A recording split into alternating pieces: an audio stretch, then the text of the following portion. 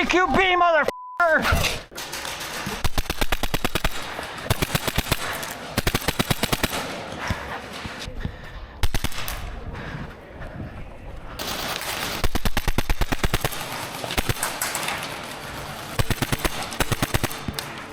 What's up guys? My name is Eddie and today I'm building a new speedsoft rifle based around the Mechlabs Nexxus mechanical HPA unit installed into a G&G lower with the LA Airsoft Prism upper receiver set. All the parts in this video were sent to me by my sponsor LA Airsoft, where you can find the best airsoft parts and upgrades. And before we start the video, big thanks to my patron and channel members who got to see it before you. Let's get into it. So the Nexxus is a fully mechanical HPA engine like the Polarstar Kythera, which means you don't need a battery or electronic board to shoot it. But unlike the Kythera, the Nexxus has a much lighter trigger pull that's way better suited for indoor or competition play, and actually reminds me of a paintball trigger from when I used to play way back in the day. From what I understand, this upper set currently fits G&G and Lancer Gen 3 spec receivers, but compatibility will be expanded in the future with a swappable front pin tensioner on the upper. Starting with the engine and lower receiver, the Nexxus has a very large inlet for the macro line, so you're gonna have to bore out the center hole on your grip like this. I just used a large drill bit and kinda wiggled it around in there for a while. You can then drop the engine into the lower receiver and secure it with the rear body pin and magazine release.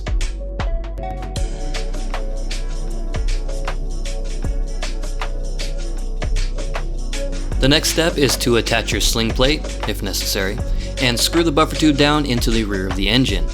After you've failed about 15 times to drop the screw into the tiny hole, line everything up with the screw already on your driver like this and tighten it down. We'll then push the macro line into the inlet fitting and slide the grip onto the engine, securing it with 2 screws to complete the lower assembly.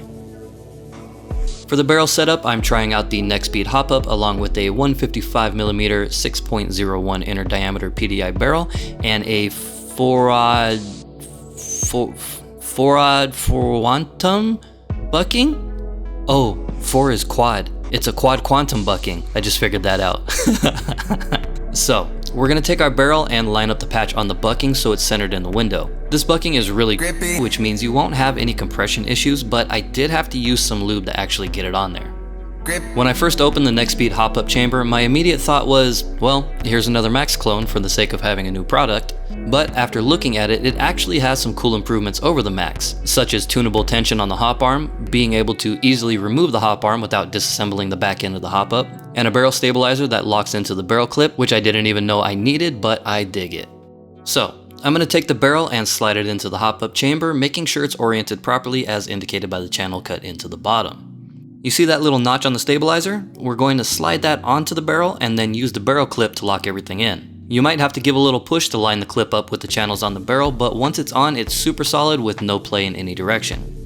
Now that the inner barrel setup is complete, we can assemble the LA Airsoft Prism upper. The Prism upper set supposedly only works with aftermarket hop-ups like Max or Nexxpeed, but if you're building something like this, you're gonna have one of those anyways, so it's not a big deal. These are super light CNC aluminum and will work with both HPA and AEG gearboxes. I also have the Prism handguard and outer barrel going with the 155mm outer barrel length, but the longer handguard, so that later I can recess my tracer and look super cool. As a side note, you will need a -14 to -14mm thread adapter to use a tracer, but I think LA Airsoft is going to start including those. Mine didn't come with one, so I can't attach the tracer yet, but we'll get there. To install the handguard, you just screw it onto the upper, which has very smooth threads, and an O-ring at the end to make sure the handguard stays snug. After that, we slide the hop-up into the upper, which completes the assembly. It's super easy. Once I do get my thread adapter, I'll take the end cap off, and my tracer will sit right inside the handguard like this.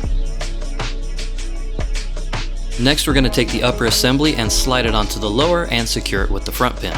My front pin was really tight at first, so I had to stop. Hammer time!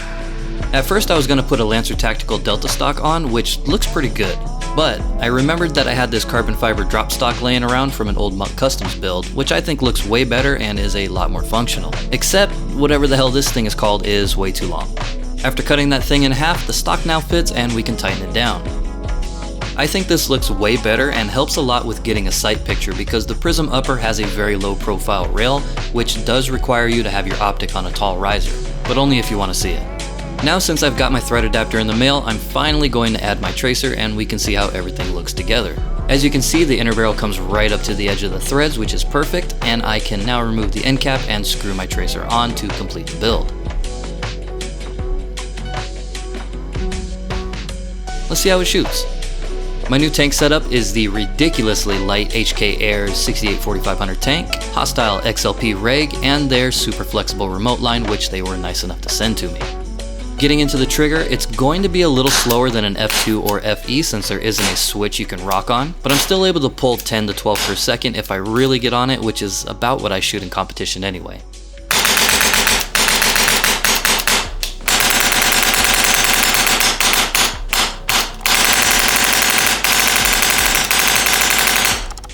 The biggest difference here is the feel of the trigger. It's really hard to explain without trying it yourself, but the brake is basically non-existent and it just feels fun.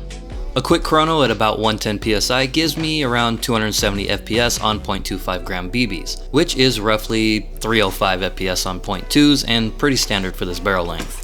So that was the build, and since I'm a slacker, I've already taken it out to the field for some gameplay, which will be coming out soon, so make sure to check that out. But I can already say that I'm really thinking about selling my Polar Star F2s and replacing them all with these because they're just too much fun. Got a blast!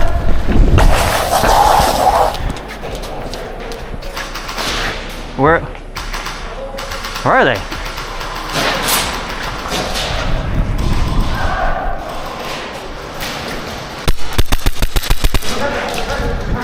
They're behind!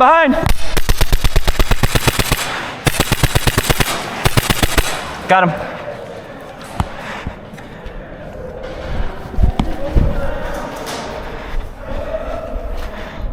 Castle kill. Which team is this guy on? Oh, he's on the team.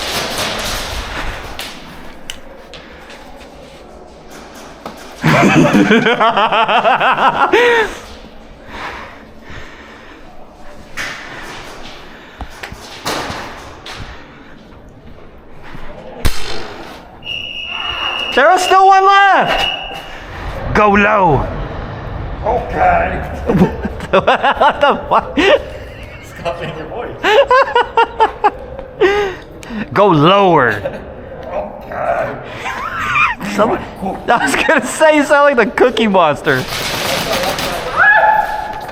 Oh, whoa, whoa, hey, they're sweeping! They're sweeping! They're sweeping! Go, go, go, go, go, go, go. BQB, motherfucker!